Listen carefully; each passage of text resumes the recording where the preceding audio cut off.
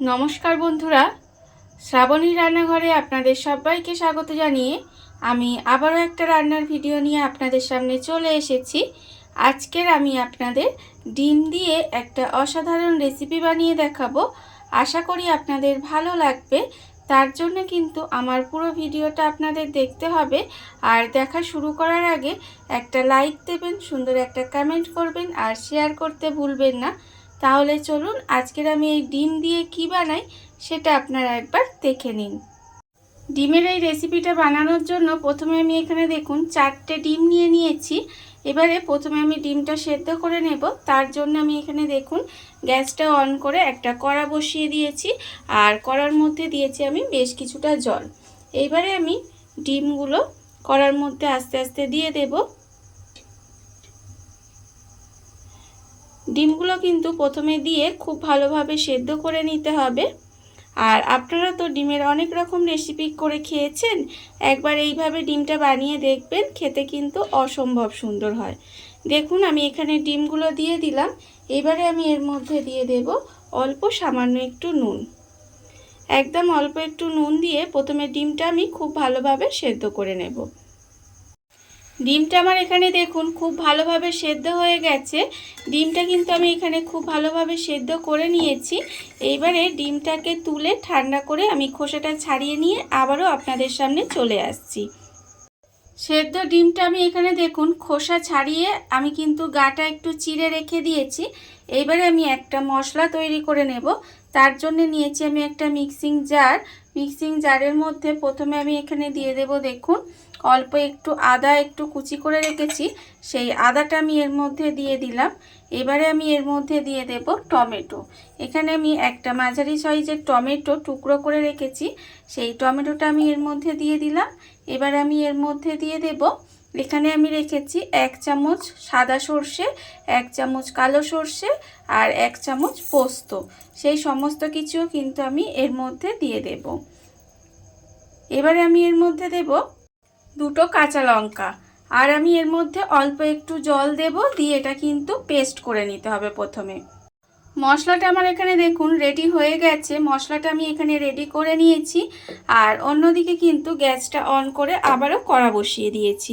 এবারে আমি কড়ায় দেব সর্ষের তেল। এখানে কিন্তু আমি রান্নাটা সর্ষের তেলে করব। আপনারাও চেষ্টা করবেন সর্ষের তেলে করার, তাহলে কিন্তু রান্নাটা খেতে বেশি ভালো লাগবে। দেখুন তেলটা আমার এখানে প্রথমে গরম করে নিতে হবে। তেলটা দেখুন আমার কিন্তু এখানে প্রায় গরম হয়ে গেছে। এইবারে আমি তেলের মধ্যে দিয়ে দেব প্রথমে অল্প সামান্য একটু নুন। অল্প একটু তেলের মধ্যে নুন দিয়ে দিলাম। এবারে আমি এর মধ্যে দিয়ে দেব ডিম। যে ডিমটা আমি এখানে সেদ্ধ করে খোসা ছাড়িয়ে রেখে দিয়েছিলাম, সেই ডিমগুলো আমি তেলের মধ্যে দিয়ে দেব। দিয়ে ডিমগুলো কিন্তু খুব ভালোভাবে একটু ভেজে নেব। ডিমগুলো প্রথমে আমাকে ভালোভাবে ভেজে নিতে হবে। দেখুন ডিমগুলো আমি প্রথমে একটু ভেজে নেব। ডিমটা আমার এখানে দেখুন ভাজা হয়ে গেছে। ডিমটা আমি এখানে ভালোভাবে ভেজে নিয়েছি। এইবারে আমি ডিমটাকে আলাদা করে তুলে রেখে দেব। ডিমটা আমার এখানে প্রথমে আলাদা করে তুলে রেখে দিতে হবে। ডিমটা আমি এখানে আলাদা করে তুলে রেখে দিয়েছি। এইবারে আমি ওই তেলের মধ্যে দিয়ে দেব আলু। এখানে আমি 2টো মাঝারি সাইজের আলু এইভাবে ছোট ছোট টুকরো করে একটু কেটে রেখে দিয়েছি। সেই আলুটা কিন্তু আমি তেলের মধ্যে দিয়ে দিলাম। এবারে আলুটা দিয়েও কিন্তু আলুটাকে আমাকে একদম লাল লাল করে ভেজে নিতে হবে। প্রথমে আমি আলুটা দিয়েও কিন্তু একদম লাল লাল করে ভেজে নেব। আলুটা আমি এখানে দেখুন লাল লাল করে ভেজে নিয়েছি। আলুটাও কিন্তু আমার এখানে লাল করে ভাজা হয়ে গেছে। এইবারে আমি আলুটাকেও কিন্তু আলাদা করে তুলে রেখে দেব। আলুটাও কিন্তু আমাকে আলাদা করে তুলে রেখে দিতে হবে। এইভাবে তেলটা ঝারিয়ে নিয়ে আলুটাকেও আমি আলাদা করে তুলে রেখে দেব। আলুটা আমি ভেজে আলাদা করে তুলে রেখে দিয়েছি। এইবারে আমি ওই তেলের মধ্যেই রান্নাটা করব। আমি দিয়ে দেব তেলের মধ্যে একটা শুকনো লঙ্কা আমি ভেঙে দিয়ে দিলাম আর দেব আমি এখানে অল্প সামান্য একটু কালো জিরে ফোড়ন দিলাম। এখানে দেখুন শুকনো লঙ্কা আর কালো জিরেটা আমার এখানে ভাজা হয়ে গেছে। এইবারে আমি এখানে যে মশলাটা বানিয়ে রেখেছিলাম সেই মশলাটা কিন্তু দিয়ে দেব। মশলাটা আমি এখানে দিয়ে দিলাম। মশলাটা আমার এখানে দেওয়া হয়ে গেছে। এইবারে আমি মশলাটাকে দেখুন খুব ভালোভাবে একটু কষিয়ে নেব। মশলাটা কিন্তু আমাকে প্রথমে একটু কষিয়ে নিতে হবে ভালোভাবে। এইভাবে মশলাটা দিয়ে তেলের মধ্যে একটু সময় মশলাটাকে কষিয়ে নেব। মশলাটা আমার এখানে দেখুন কষানো হয়ে গেছে। এইবারে আমি এর মধ্যে দিয়ে দেব আন্দাজ মতো নুন, আর দেব এখানে হাফ চামচ হলুদ গুঁড়ো, আর 1/4 চামচ মতো কাশ্মীরি লঙ্কার গুঁড়ো, আর স্বাদের ব্যালেন্সের জন্য অল্প সামান্য একটু চিনি দিলাম। দিয়ে এবারে এই মশলার সঙ্গেও কিন্তু খুব ভালোভাবে কষিয়ে নিতে হবে। এই সময় আমি এর মধ্যে মিক্সিটা ধুয়ে অল্প একটু জল দিয়ে দিলাম। যেহেতু আমি এখানে গুঁড়ো মশলা দিয়েছি তলায় লেগে যেতে পারে, সেই জন্য আমি এখানে জলটা দিলাম। দিয়ে খুব ভালোভাবে কিন্তু মশলাটা প্রথমে কষিয়ে নেব। মশলা থেকে যতক্ষণ না তেলটা ছেড়ে দেয় ততক্ষণ কিন্তু এইভাবে খুব ভালোভাবে মশলাটা কষিয়ে নিতে হবে। মশলাটা আমার এখানে দেখুন খুব ভালোভাবে কষানো হয়ে গেছে। মশলা থেকে কিন্তু তেলটাও ছেড়ে দিয়েছে। যখন দেখবেন এইভাবে মশলাটা কষানো হয়ে গেছে তখন এর মধ্যে আমি যে ভাজা আলুগুলো রেখেছিলাম সেই আলুটা আমি এখানে দিয়ে দিলাম। দিয়ে খুব ভালোভাবে কিন্তু আলুর সঙ্গে মশলাটাও কষিয়ে নেব। আলুর সঙ্গে মশলাটা কিন্তু খুব ভালোভাবে আমাকে কষিয়ে নিতে হবে। আলুর সঙ্গে দেখুন মশলাটা কিন্তু আমি এখানে খুব ভালোভাবে কষিয়ে নিয়েছি। মশলা কিন্তু একদম কষানো হয়ে গেছে। আর এটা যত ভালোভাবে কষাবেন তত কিন্তু খেতে ভালো লাগবে। দেখুন আলুর সঙ্গে মশলা কিন্তু আমার সুন্দরভাবে কষানো হয়ে গেছে।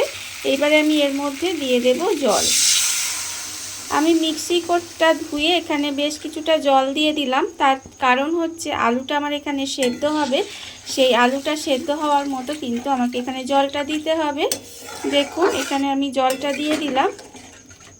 এইবারে আমি গ্যাসটা লোতে দিয়ে এইভাবে একটু রান্না হতে দেব যতক্ষণ না আলুটা আমার খুব ভালোভাবে সেদ্ধ হয়ে যায়। এইভাবে দেখুন আলুটা কিন্তু আমাকে প্রথমে সেদ্ধ করে নিতে হবে, মানে রান্না করে নিতে হবে। গ্যাসটা লোতে দিয়ে ঢাকা দিয়ে দেখুন আমি কিন্তু এইভাবে কিছুক্ষণ রান্না হতে দিয়েছিলাম। এর ফলে কিন্তু আলুটা আমার একদম সেদ্ধ হয়ে গেছে। যখন দেখবেন আলুটা একেবারে সেদ্ধ হয়ে গেছে তখন কিন্তু এর মধ্যে যে ডিমগুলো আমি এখানে ভেজে রেখেছিলাম সেই ডিমগুলো আমি এখানে দিয়ে দিলাম। দিয়ে আবারও কিন্তু খুব ভালোভাবে এটা মিশিয়ে নেব। মিশিয়ে নিয়ে এইভাবে আবারও কিন্তু 5 মিনিট মতো একটু রান্না হতে দেব। আবারও কিন্তু 5 মিনিট মতো আমি এইভাবে একটু রান্না হতে দেব, যাতে ডিমের মধ্যে সমস্ত রকম মশলাগুলো ভালোভাবে ঢুকে যায়। সেই জন্য কিন্তু আমি এখানে 5 মিনিট মতো এইভাবে আবারও রান্না করে নেব। ডিমটা দিয়ে দেখুন আমি কিন্তু এখানে 5 মিনিট মতো একটু রান্না করে নিয়েছি। রান্নাটা কিন্তু এখানে প্রায় হয়েই গেছে। নামানোর আগে আমি এর মধ্যে দিয়ে দেব 2টো চেরা কাঁচা লঙ্কা, আর আমি দিয়ে দেব ওপর থেকে একটু কাঁচা সর্ষের তেল। দেখুন আপনারা তো ডিম অনেক রকমভাবেই রান্না করে খান, এইভাবে একবার ডিমটা বানিয়ে দেখবেন, খেতে কিন্তু অসম্ভব সুন্দর লাগে। দেখুন রান্না আমার এখানে একেবারে রেডি হয়ে গেছে। এইবারে আমি গ্যাসটা অফ করে দেব। এটা আপনারা ভাত দিয়ে খেতে পারেন, রুটি লুচি পরোটা তার সাথেও কিন্তু খেতে অসম্ভব সুন্দর লাগে। দেখুন রান্না আমার একেবারে রেডি।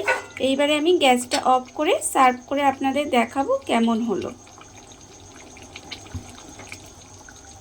দেখুন বন্ধুরা, বাড়িতে থাকা কত অল্প উপকরণে কত অল্প সময় কত সুন্দর একটা ডিমের রেসিপি তৈরি হয়ে গেছে, আপনারা দেখতেই পেলেন।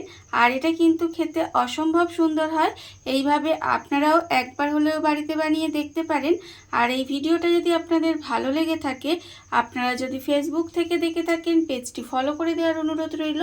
আর যদি ইউটিউব থেকে দেখে থাকেন চ্যানেলটি সাবস্ক্রাইব করে নেওয়ার অনুরোধ রইল। তাহলে চলুন ভিডিওটা আমি এখানেই শেষ করছি। আপনারা সবাই ভালো থাকবেন, সুস্থ থাকবেন। আবারও হাজির হব নতুন কোনো রান্না নিয়ে।